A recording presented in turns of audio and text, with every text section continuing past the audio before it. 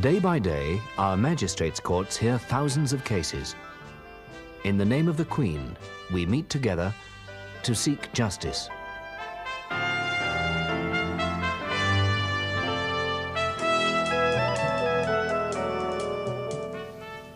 And are you sleeping rough? No. No, sir. Oh, not at all. Sure? Going on my holidays tomorrow.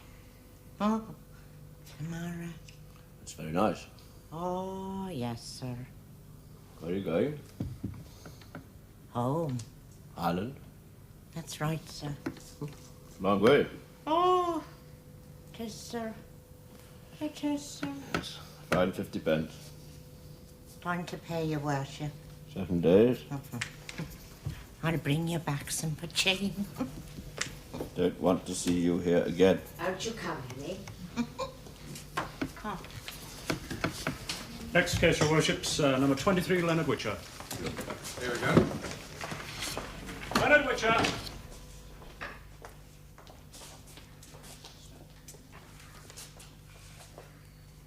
This way, please. Stand over, please. Leonard Witcher, you are charged with being drunk and disorderly at Wessex Street. Do you plead guilty or not? Not guilty. I appear to defend this case, your worships. The plea is, as you've heard, one of not guilty. My apologies, Mr. Medford. Medford. It had escaped my attention that Mr. Witcher was represented. P.C. Hearn is within the case. Yes.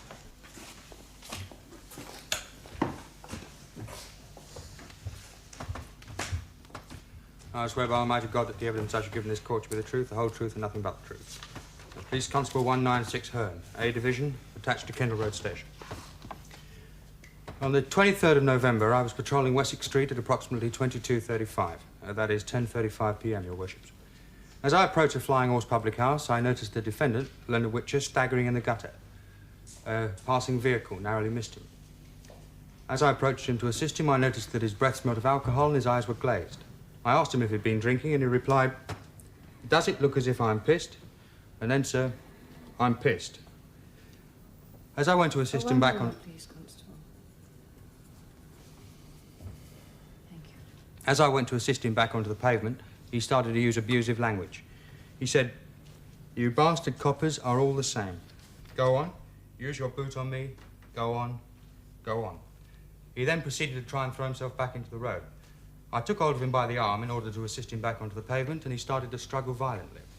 With the assistance of another officer, Police Constable Burrell, Witcher was taken to the station where he was formally charged. The charge was read out to him and cautioned. He made no reply. Constable Hearn. On this occasion, we're not one of several policemen, primarily at the Flying Horse, to arrest another man, Daniel Maynard. That is not so, sir. You're not involved in the arrest of Maynard in any way? I was not. There were several of your colleagues in the immediate vicinity who were involved in that arrest. I cannot comment on that, sir. Well, surely you can say if there were other officers nearby. Mr. Medford. This has a very direct bearing on the facts of the matter, sir. See? Seems simple enough question. There was, I believe, another arrest. It's involving your colleagues. I believe so. How many policemen were present altogether? I didn't count them. Half a dozen? I can't say. More? Less? The exact number, profound importance. I just wish to establish that there was a considerable number of police personnel present. Point has been taken. Thank you, sir. You see Mr. Maynard arrested? I was busy with Witcher. Yes, who was berating you. Swearing at me. If he said, you bastard coppers are all the same, if he said that, he was using the plural to address the police in general rather than you personally. And is it not a fact that he wasn't drunk at all, but merely behaving excitedly because of Mr. Maynard's arrest? Indeed, like a number of other persons present? His breath smelt of alcohol, his eyes were glazed, and he was behaving in a drunken manner. It's a dangerous manner? He nearly got knocked down. Oh, yes, by a passing vehicle. Yes. Yes, it was considerable disturbance, was there not? There was a disturbance. A crowd of some few people protesting at the arrest of Mr. Maynard? It is Mr. Witcher's case we're concerned with, Mr. Maynard. Yes, Your Worships. These two apparently separate incidents are, in fact, inextricably linked, as I intend to show. So we don't diversify too much. Of course, sir. I put it to you, there was quite a melee on the footway outside the Flying Horse that night, is that not so? Part of the crowd was shouting. Yes, and my client was misguidedly one of them. No. No, he was further down the road, away from it. He, in fact, had not followed the main body of police as they were dragging Maynard to the van. They weren't dragging anyone. I beg your pardon. Escorting. He was in the gutter further down. Oh, ignoring the fracas. I just saw that he was drunk.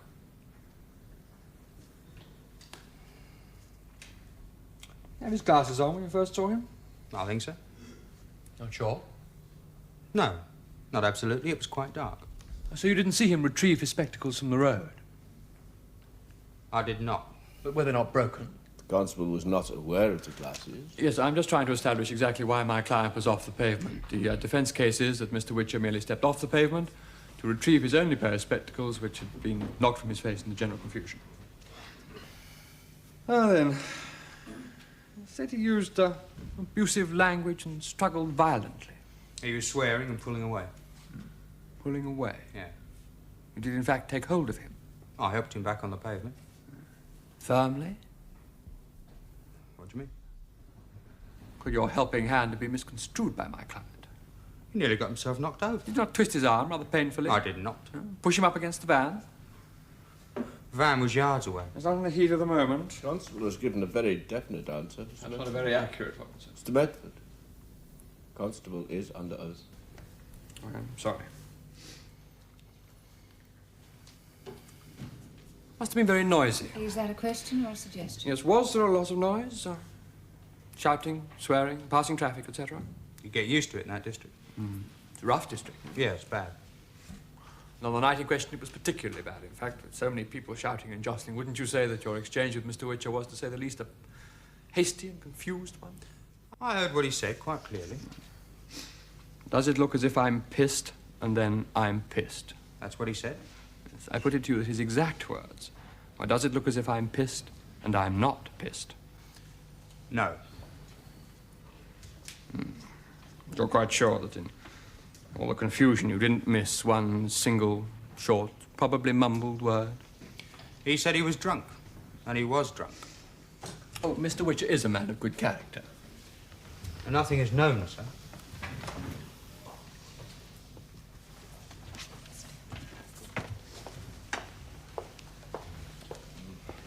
I should like to call Police Constable 112 Borrow, Your Worship. PC Borrow, please. PC Borrow. I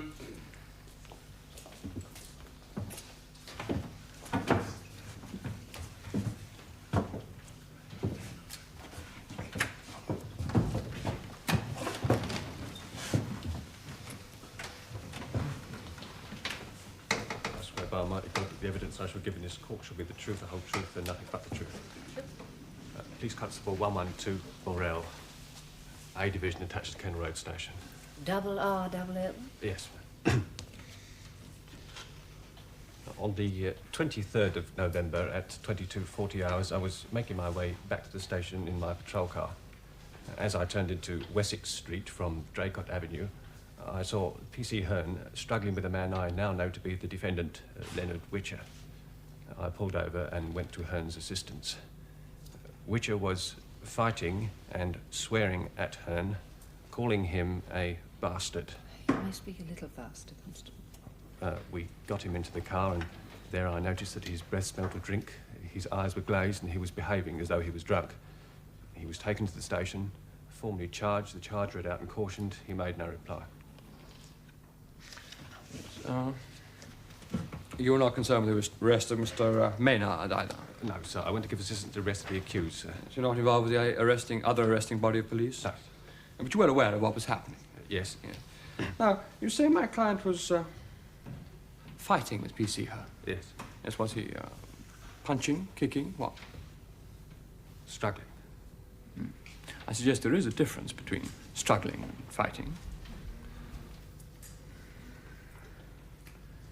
P.C. Hearn has already given his evidence. He was resisting arrest. And swearing. Calling us bastards. Oh, us? Yes. Not just calling P.C. Hearn a bastard, but the police in general bastards. I suppose so. Yeah. Where was the police van parked? Outside the pub. Yeah. Can you be more specific? Just outside. Yes, and where were P.C. Hearn and Witcher when you arrived? Down a bit. Yes. How far from the police van? Not too far. In fact, in the vicinity of the pub and of the van, since you have just established that the van was parked outside the pub. Yes. Yes, there was quite a crowd gathered outside the pub. Yes. Shouting, pushing. We had it under control. Yes, we.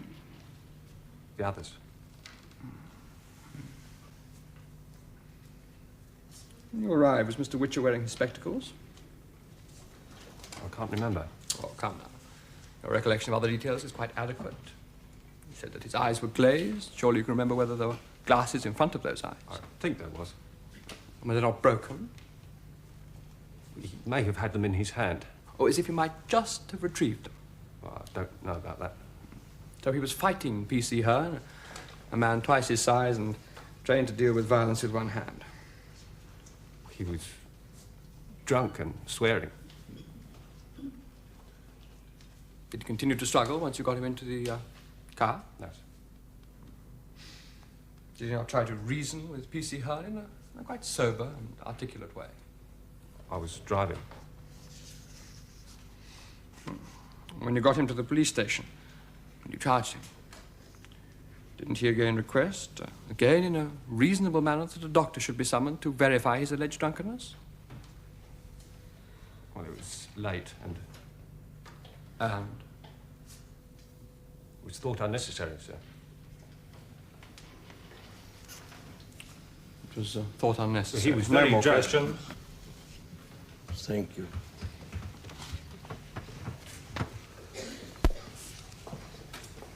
That is the case for the prosecution, Your Worship. Thank you. Good. I'd like to call Leonard Witcher. Cross for the witness stand, Mr. Witcher, please.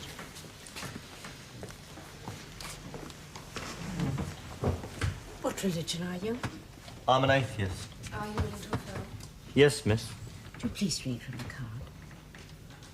I, Leonard Witcher, solemnly, sincerely, and truly declare that the evidence I shall give in this court will be the truth, the whole truth, and nothing but the truth. Now, your name is Leonard Witcher, and you live at 141 Draycott Avenue. No, I've moved, sir. What is your present address? Flat B, 25 Woodley Road. Mr. Witcher, on the night in question, you been drinking? I have 1 pint of cider. Yes, rough draft cider? No, bottled, sir, weak as piss. Water, sir. Where did you have this one drink? Flying Horse? No, in the castle in Shakespeare Road. I don't like the horse, it's a rat-bag pub. So would you have to walk home through Wessex Street on your way back from the castle? Yeah. Will you please tell the court what you saw in Wessex Street on the night in question? The police. Yes, doing what? They were dragging a man out of the Flying Horse. I went across to see what was going on. Are there other people interested in what was going on? Yeah, half the pub was on the street. Most of them were drunk, sir. They had old van load there. There's a number of police. Yeah. Well, I thought someone had been done at least. You know, having that lot there. Yeah. What was it like? Oh, right circus. And they didn't help either. How do you mean? Well, they started pushing. Were you pushed? I was. What happened? My glasses, they got knocked off into the gutter and broken. Client producing these as an exhibit, Mr. Bedford. Well, sir, they are his only pair. See, may we have a look? Yes, certainly. Pass them. Please carry on. Thanks, sir. Now then, what happened then? Well, I bent down into the gutter to pick him up, and 196, he grabbed my arm and twisted it up behind my back. Yes? What did you do? Well, what could I do? Look at the size of him. What did you say to him? Well, he said I was drunk, and I said I wasn't. I said I was trying to get my glasses, and then he said I was drunk again. And at that moment, the other one, 112, he came up in his car and he jumped out and he got on the other side of me. I had no chance, no chance. And then by that time I was right up against the wagon. The police van? Yeah. Well, they were loading the spade into the wagon. His wife was creating hell. That's when I saw one of them punch her. One of the other officers? Yeah. I'll never forget him. Nasty bastard. Mr. Medford, could you induce your client to use a little less of the vernacular? Your Worship. Just answer the questions. Sorry. Now, what happened then? Well, I mean, they haven't got any right, have they? Yeah. Did you call them bastards? No, I did not. Now, what did you shout out to them? To leave her be. Now, both the officers have accused you of calling them bastards. You bastard coppers are all the same. Go on, use your boot on me. Go on, go on. Well, that, sir, is perjury. That is a very serious accusation. Well, what do you call lying up here, miss? Mr. Witcher... Mr. Witcher, have you ever been drunk? Well, of course I have, haven't you? So you have no doubt in your mind what being drunk is like? No. As I put it to you for the last time, were you drunk? It takes more than a bottle of cider to get me drunk. That's all now. Just a moment.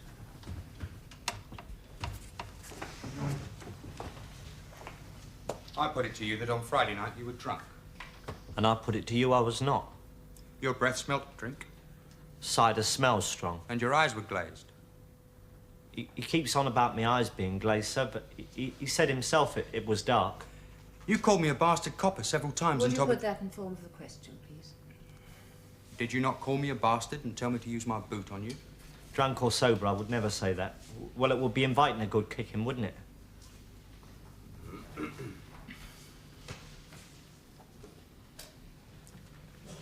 No more questions.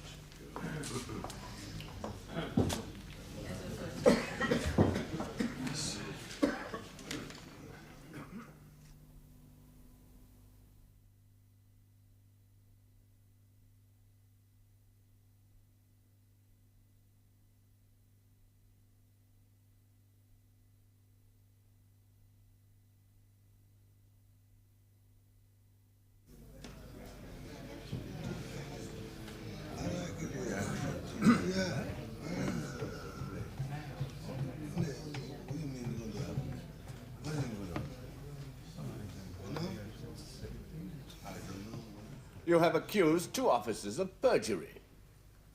Well, the police work that way sometimes. You don't like the police? They got no right to hit women, whoever they think they are. Wessex Street is a particularly tough area. Yes, sir. And the police have a difficult and often dangerous job maintaining order there. That's a matter of opinion. I assure you they do. Maybe. You may stand down.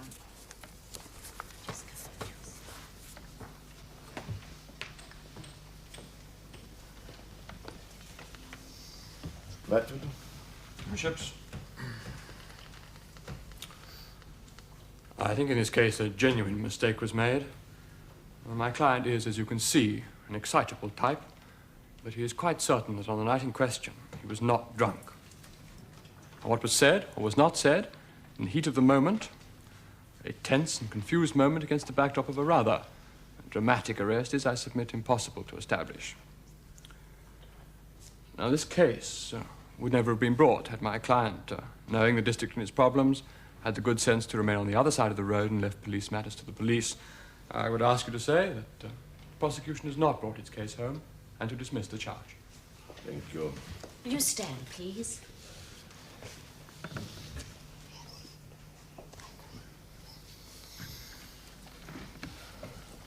You have only yourself to blame for this arrest.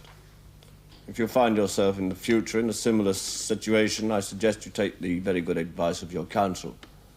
Namely, mind your own business and go home. The case against you is dismissed. You can go. Thank you, sir. Next case, Your Worship, is number 24, Daniel Maynard. Daniel Maynard!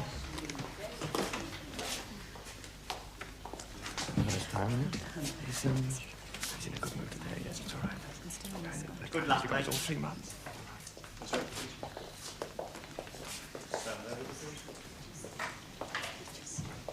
Daniel Maynard, you are summoned on Tuesday the 23rd of November at the Flying Horse Public House in Wessex Street, Stanley. You did unlawfully assault Mrs. Alice Dunn. Do you understand the charge? Yes. Do you plead guilty or not guilty? Not guilty. Miss it. Is this a police prosecution? This is a private prosecution, Your Worships. I represent Mrs. Alice Dunn, who is the complainant in this case. My colleague, Miss Garrie, appears for the defendant. Mrs. Dunn's case is that on the night in question, Daniel Maynard and a woman entered the Flying Horse public house where Mrs. Dunn is the manager's wife. She will say that in the course of his stay there, she found it necessary to refuse to serve him and indeed asked him to leave the premises, whereupon the defendant became abusive and refused to leave. Mrs. Dunn will also say that as she entered a passageway intending to call her husband for support, the defendant struck her several times in unprovoked assault. Mrs. Dunn, please. Mrs. Dunn, please. Mrs. Dunn! You reside at the Flying Horse Public House, 16 to 18 Wessex Street, Stanley. I do. How long have you been working in public houses and hotels? Oh, quite some time. Some 17 years? Yes. So you would say that you are very experienced in this particular kind of work, dealing with people? Oh, yes. Have you ever in those 17 years had occasion to bring a legal action against a customer? No. Mr. Chaps. Mrs. Dunn, will you tell us in your own words what happened last Tuesday? Well, it was about 10:15. The usual crowd. Well, a few new faces. Yes. Well, Stan had got... my husband had gone down into the cellar to set up a new barrel of bitter. Carry on. Well, I was serving in the lounge when he came in. To whom are you referring? Him. Maynard. Mr. Maynard. Well, he came into the lounge with a woman. A white woman. Had you ever seen the defendant or his companion before? No. Please continue. Well, she sat at a table, and he, Maynard, came over to the bar. But I was busy serving another customer, a regular. Mr. Warren has the television shop. And then what happened? Well, Maynard started tapping on the counter with his money. But I didn't take any notice. And then? Well, then he called out. What did he call out? Hey, you. Just like that. Hey, you. And what did you do? Well, I went on serving Mr. Warren. You didn't say anything to him? No.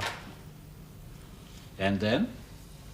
Well, then he came down the bar and stood there sort of gawping at me. And, well, I told him that if he wanted to be served, he'd have to behave himself.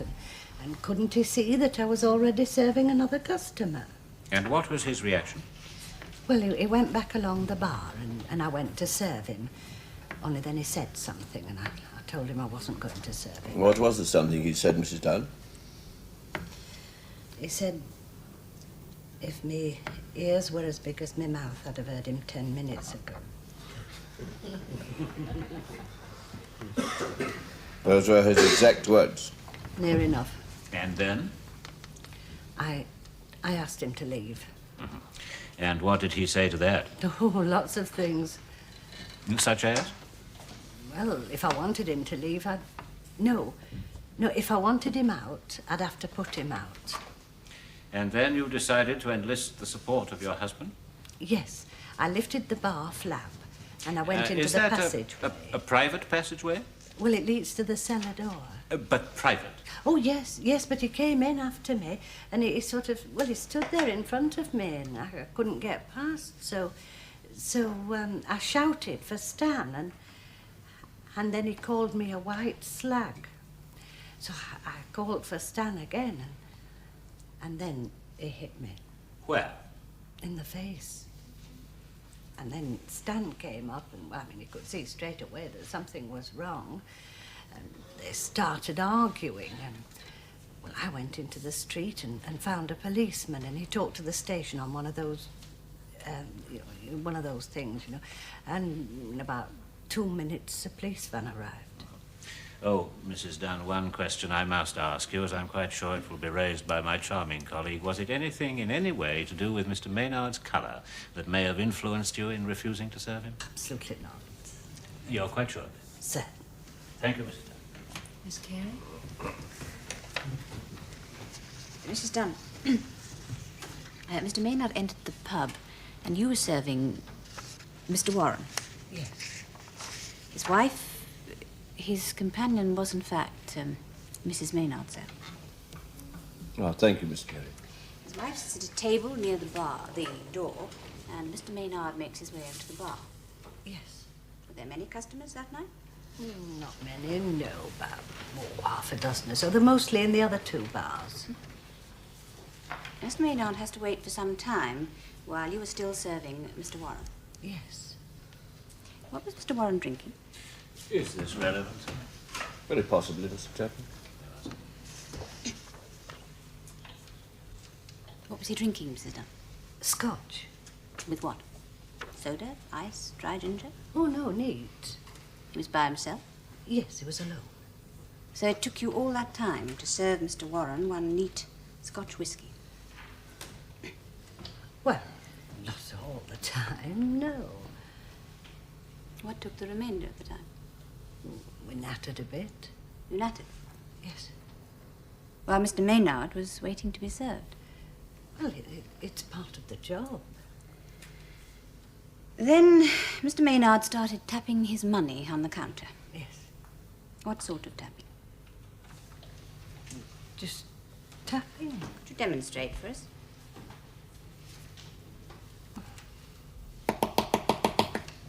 Something like that. Irritable? Oh, it was, yes. But you took no notice. No. You went on nattering to Mr. Warren. Yes. Then Mr. Maynard called out. Hey, you. Yes. And you still ignored. You still continued your conversation with Mr. Warren. Well, I wasn't going to serve him when he was behaving like that. Like what, Mrs. Dunn? Rudely. By trying to attract your attention to get served. He was being deliberately rude. You told him so? Well, I did after he started staring and being... He wanted to be served, he'd have to behave himself, and couldn't he see you were serving another customer? Yes. But you weren't. Well, what? And by that time you'd already served Mr. Warren. You were just nattering. Oh, your worship. Then, when you finally did go to serve Mr. Maynard, he made the remark. Exactly like I said. Was this the first thing he said to you? Straight out when I went to serve him. He didn't attempt to order the drinks he waited for so long? No, he just said it. And you said nothing to him? Nothing that might have provoked such a remark? I never opened my mouth to him. I'm quite sure. Well, I know what I said. How did you ask him to leave? I just told him to go. To get out? Yes. Could you have said, sod off? Certainly not. I don't use that kind of language. Oh, if he says I did, he's a liar. He started to say lots of things. If I wanted him out, I'd have to put him out. That's what he said. And what else? Well, What were these all sorts of things? oh, I can't remember. Are you sure he made any remarks, Mrs. Dunn? He was damned rude. And so you went to get your husband. Yes, to help me, of course. Help you do what? Talk to him. Surely all the talking was over from your account. I put it to you, Mrs. Dunn, that you told my client you were going to get your husband to sling him out. Oh, I never said that. I also put it to you that you threatened him. Threatened? You told him he would be for it if Stan laid hands on him. He said that? Did you say it, Mrs. I Dunn? did not. Then you went into the passageway and called your husband. Well, he didn't give me a chance. He came in after me. So he must have passed your friend, Mr. Warren. I suppose. Who had witnessed everything. Most of Mr. it. Warren didn't make any attempt to stop him coming after you? Well, he was just about to leave. To leave?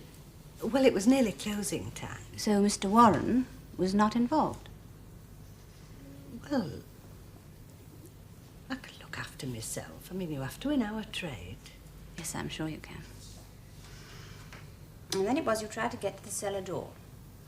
Well, yes, but he stood in front of me, so I called out. And that's when he called you a white slag and hit you. Yes. About the face several times. Yes.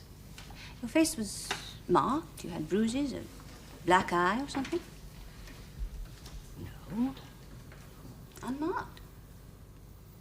I was lucky. Yes, you were indeed. To have escaped as savage an assault as you describe, unmarked. Then your husband arrived and started talking to Mr. Maynard. Well, arguing. Not fighting? No. Didn't you later on tell the police constable outside that they were fighting? Would it be right to say that Mr. Maynard's arrest caused an indignant reaction from some of your other customers? Well, some of them were being a bit silly, shouting. At the police? Well, some of them. At you? One or two. Objecting to the arrest of Mr. Maynard? They were drunk. Thank you, Yes, Mrs. Mr. Dunn. Captain, indeed. Do you wish to re-examine? No. Stand down, Mrs. Dunn. I now call Stanley Dunn. Stanley Dunn. Stanley Dunn, please. Stanley Dunn.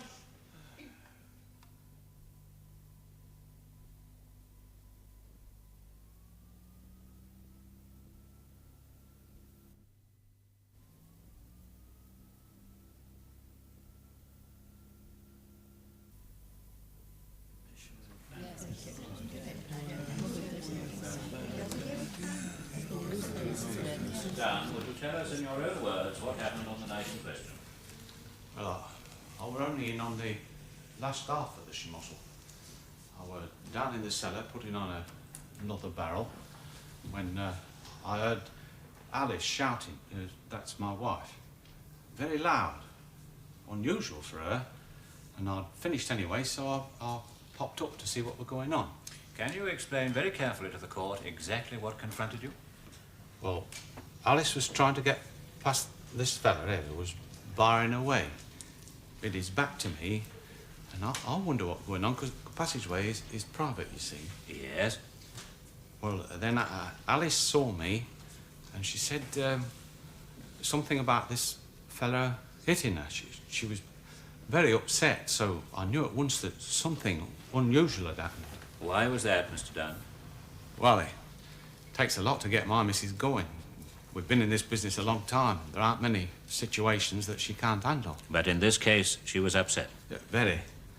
She said that this fella had been rude and insulting, so she'd refused him service, asked him to leave, and he wouldn't, just went on slanging her. Your worship, and then when she Yes, Miss Garrie, this is hearsay evidence, Mr. Dunn. This means that you may only tell the court what you yourself saw and heard. Oh, I'm sorry. You had a short conversation with your wife. What did you do then? Well, I went over to him. He was still standing there? Yes. Yeah. Large as life. I told him I thought he ought to leave. I didn't want any trouble, and I didn't suppose he did either. And what did he say to that? Well, to be perfectly honest, I couldn't really understand half what he did say. What was the gist of it? Well, of course, he denied it, you know. Said she wouldn't serve him because he was coloured. I knew that were a load of rubbish. Why? Well, Alice is not like that. Don't matter what colour they are, as long as they behave themselves.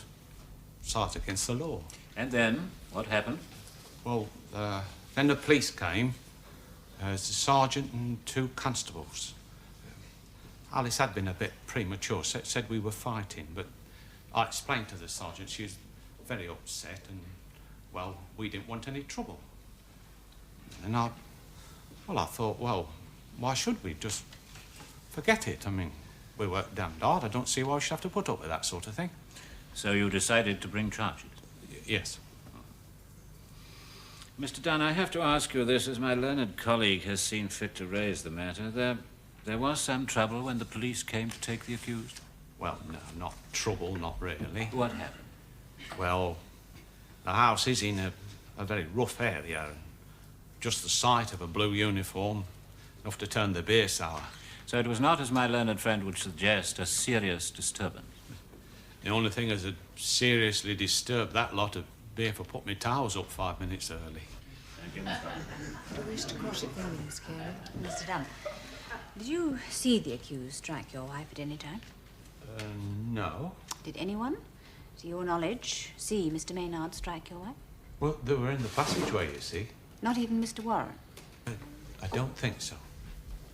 Didn't you ask him? Well, he'd gone away on personal business. So, didn't you ask him before he left?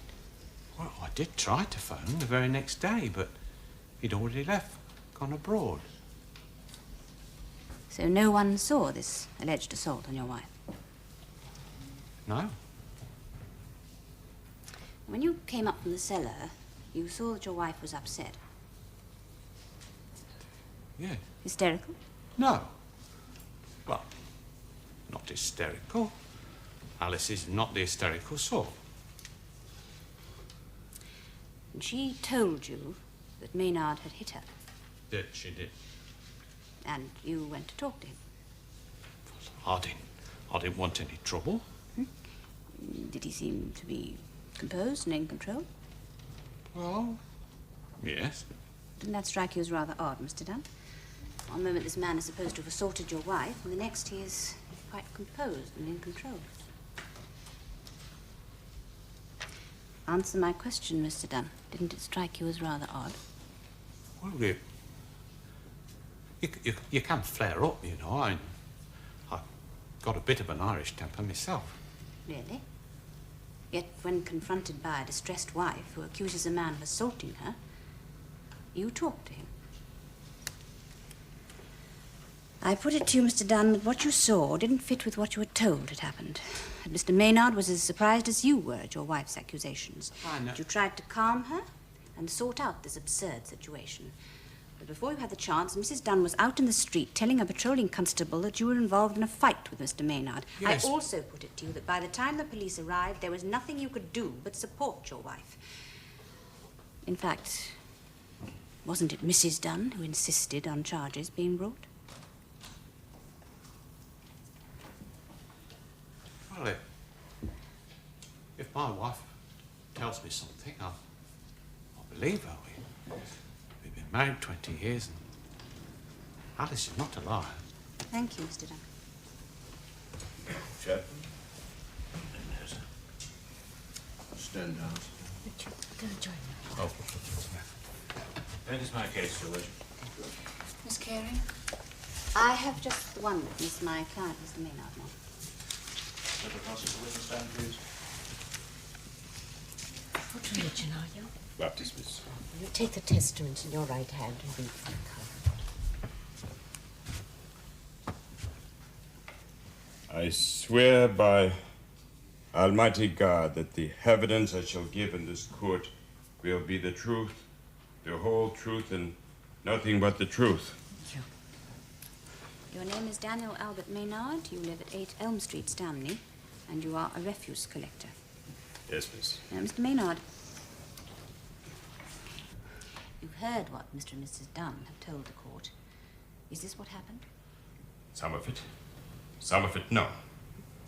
You went to have a drink with your wife. It was an anniversary. 6 years. Take it easy. I said, let's go and have a drink. We don't often, but, well, this was special. You entered the pub, and Mrs. Maynard sat down, and you went over to the bar to get the drinks. Is that right? Standing there. And Mrs. Dunn was serving. Not when I came in. The man was drinking. She weren't serving. She was talking. Did she seem to be aware that you were waiting? She looked a couple of times, sort of glanced. Is it right that you started tapping your money on the counter? Yes, but, well, not the way she showed you. Well, you show us. Well, I do it all the time. It don't mean nothing. I do it all the time, sort of drumming like. And then you shouted at Mrs. Dunn. I didn't shout. I called out like she said again. I was wondering when she was going to serve me, so I said, "Hey, you." Didn't mean it to sound bad. I just called. Are you saying that you meant no offense? Yes, miss. What did Mrs. Dunn do? She acted like I wasn't there. The television shopman told her I was waiting. Pointed. And she still ignored you. Yes, miss. Any other day I would have gone, but, well, this was special. So I went down the bar closer. Staring at Mrs. Dunn. Not staring, looking. Waiting for her to stop talking.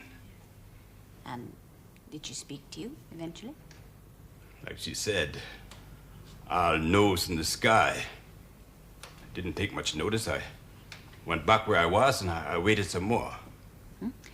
And what happened when she finally did come to serve you? Well, I never said what she said I did. Did you say if her ears were as big as her mouth, she'd have heard you 10 minutes ago? No. No, I didn't. What did you say to her? About the 10 minutes, and even then I made a joke of it. Did you order the drinks? Yes, miss. But she wasn't listening. She was up on her toes, all looking for it. Did she ask you to leave? She told me to sod off. After then I was going, but then I thought, and I said I wanted to see the manager. She said if the manager comes, it's going to throw me out. I said, what is this all about? All I want is a quiet drink with my wife. Then she goes a little mad, looks at me like a mad thing. The television shopman is standing there looking at us. I shrugged my shoulders at him, and, well, he looks back at me like he didn't know either what this is all about. Then she goes into the hallway, and I followed her. Didn't know it was private. It looked just like a hallway. Yes, now, Mr. Maynard, this part is most important. You've heard Mrs. Dunn accuse you of hitting her. Did you hit her? No. I don't hit no one. She started saying things. About you? About my wife.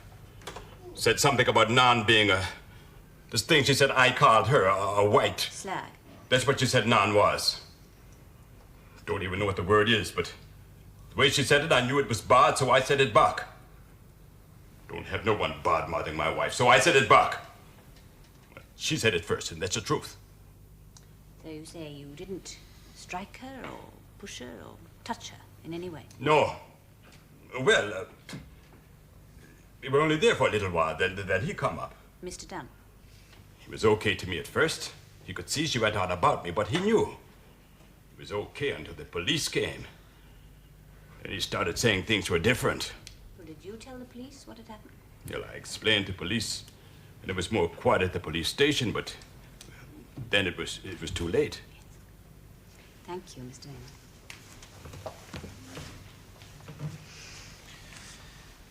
Mr. Maynard, did Mrs. Dunn at any time make any sort of reference to your color?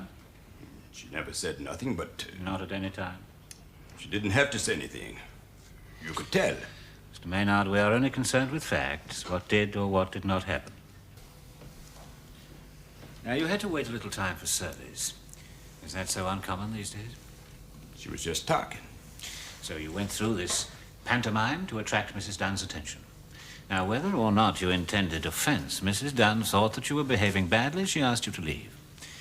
Did you know that a licensee has a perfect right to refuse a customer in certain circumstances? I know. And yet you refused to go. It wasn't right. You had been refused service and asked to leave the premises, and you refused. I asked to see the man in charge. I asked politely. And Mrs. Dunn explained that he would only support her in asking you to leave?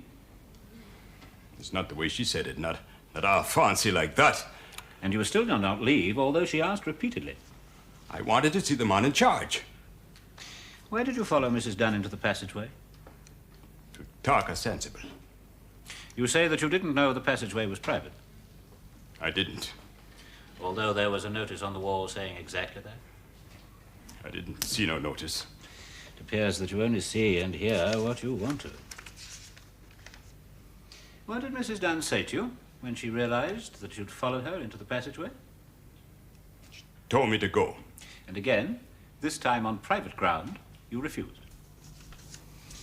Now, you say it was then that she made this extraordinary remark about your wife. Yes, she said it, and I said it back. Although you didn't know what it meant. Yes, sir. What is your job, Mr. Maynard? Dustman. And you've never heard the word slag before? Now, both Mr. and Mrs. Dunn state that you barred her way, wouldn't let her pass. I just stood there. Didn't do nothing to stop her. So both Mr. and Mrs. Dunn are lying? I just stood there. The hallway is very narrow. Only room for one person, really. Mrs. Dunn wanted to get to the cellar door to call her husband for support. You stood in her way, wouldn't let her pass? She could have got by if she wanted. Then why did she have to call? Shout to her husband. It was because you wouldn't let her get to the door, isn't that right? She could if she wanted. Did she try to pass you? She pushed at me. Wanting to pass? Saying those things. Precisely because you were preventing her from talking to her husband. She pushed. I just stood there. In other words, you stopped Mrs. Dunn from passing? Yes. Not 5 minutes ago, Mr. Maynard, you told the court that you never struck, pushed, or touched Mrs. Dunn in any way. Yet now you admit that you stopped her from passing? I never hit her. I don't think you know what you did do. When she, as you say, insulted your wife, what did you do? I thought, damn you woman. And you still insist you didn't slap Mrs. Dunn? That woman has a bad tongue saying I hit her a lot. But you did slap her? No, sir. Not once? Not slap, not really. What did happen? I was angry at her talking like that. Doing all the things she done. Not serving me. Talking to me like I was nothing. Didn't want trouble. I can't afford to get into trouble. But I wasn't going to take it on that day.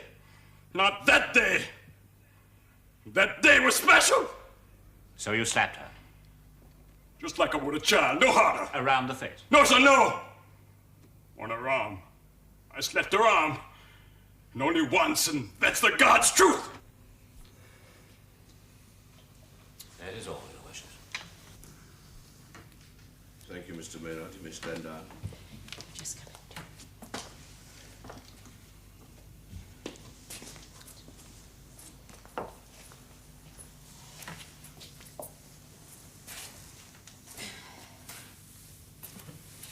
Your Worships, I think it is quite clear that there are a lot of side issues to this case.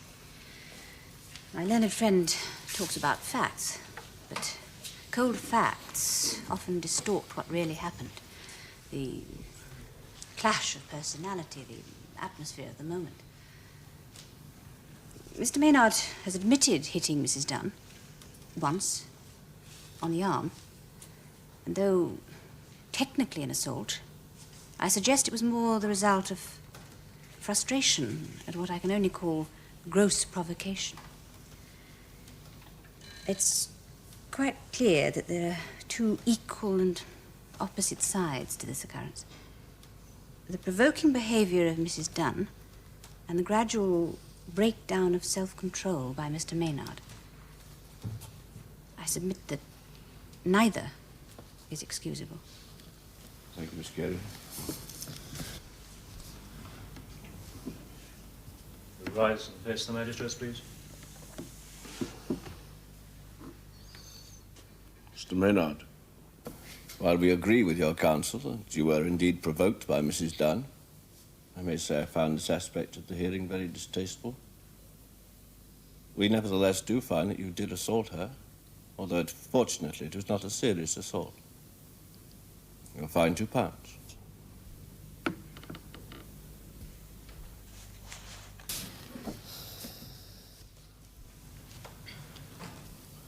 Seems a pity that such cases as this have to come this far.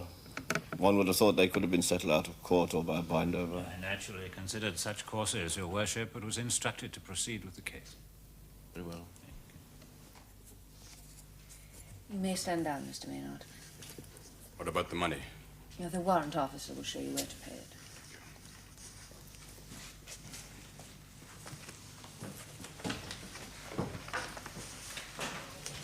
Your Worship, Court 3 have taken the 2 dangerous drivings, at least number 10, John Burgess, unlawful gaming. Thank you. John Burgess, please.